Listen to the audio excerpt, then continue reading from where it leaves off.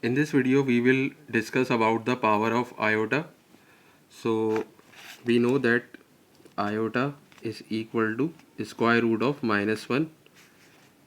So iota square is equal to the square of square root of -1, which is equal to -1. Then iota cube is equal to iota squared multiplied by iota, and we can write -1 instead of this iota square, so we have -1 times iota, or this will be equal to minus iota. Then iota to the power 4 can be written as iota square to the power 2, and iota square is -1, so square of -1 is 1. So iota is the square root of -1, and iota square is -1, and iota cube is minus iota, and iota to the power 4 is 1. So here we have four numbers: iota, -1, minus iota, and 1. Now we have iota to the power 5. So iota to the power 5 can be written as iota to the power 4 times iota, and iota to the power 4 is 1 times iota, and this will be equal to iota.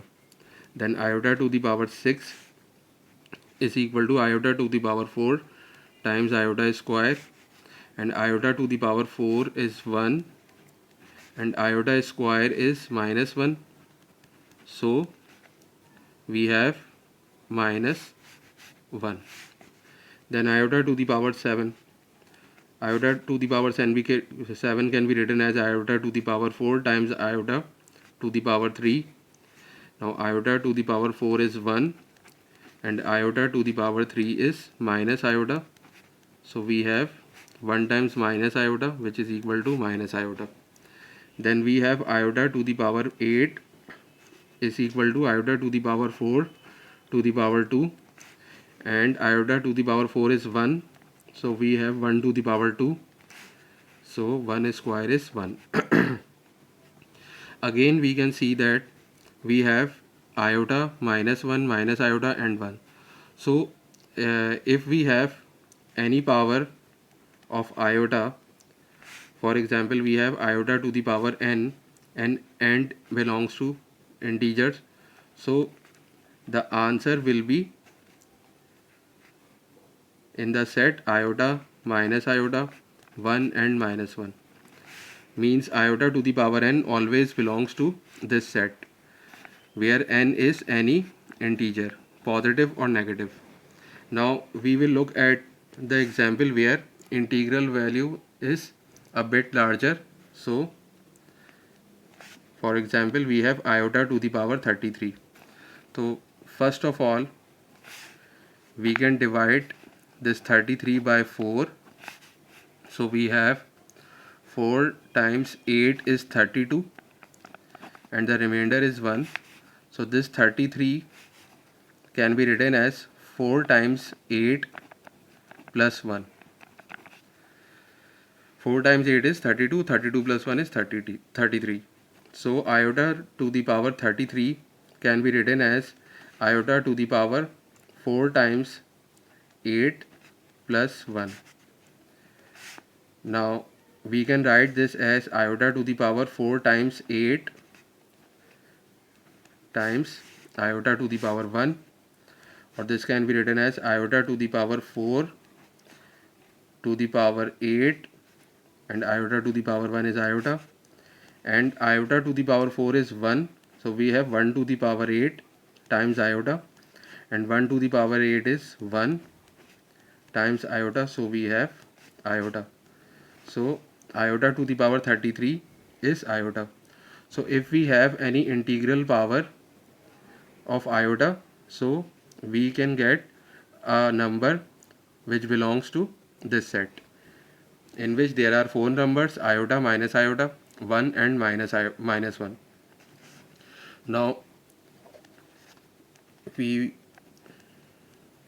will look at another example of this. So iota to the power 147. So first of all we will divide 147 by 4. So we have 4 times 3 is 12, remainder is 2, and 7 27, and 4 times 6 is 24. So we have 3 as a denominator. So 147 can be written as 4 times 36 plus 1. Now iota to the power 147 can be written as iota to the power 4 times 36 plus 1, and this can be written as iota to the power 4 to the power 36 times, sorry, this is 3 because 3 is the remainder, so we have 3 over here. Now iota to the power 4 to the power 36 times iota to the power 3, and iota to the power 4 is 1 to the power 36, and iota cube is minus iota.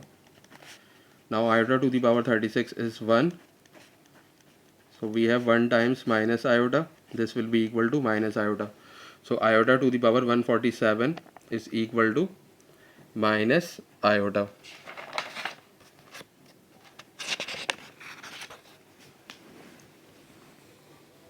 Now if we have a negative power of iota, for example if iota to the power minus 54, so we can write this as iota to the power 1 upon iota to the power 54, and we will divide this 54 by 4.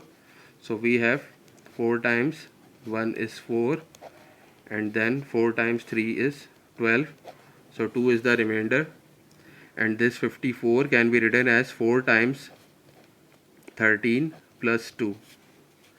Now we will write iota to the power 54 as iota to the power 4 times 4 to iota to the power 4 to the power 13 times iota square, and then this will be equal to iota to the power 4 is 1, so we have 1 to the power 13, and iota square is minus 1, so this will be equal to 1 to the power 13 is 1 times minus 1, so we have minus 1 in the denominator, and 1 upon minus 1 is minus 1. So again iota to the power minus 54 is equal to minus 1, so this will belong to the set which is iota, minus iota, 1 and minus 1. So we whatever is the power of iota, we will get a answer that is belongs to the belong to this set. Now another important example is 1 upon iota. If we have 1 upon iota, so we can simply multiply it by iota and iota, and this is also called the realization of the denominator. So 1 times iota is iota, and iota times iota is iota square, and we have iota upon iota square is minus 1, so this will be equal to minus iota. So 1 upon iota is equal to minus iota, means 1 upon iota also belongs to this set.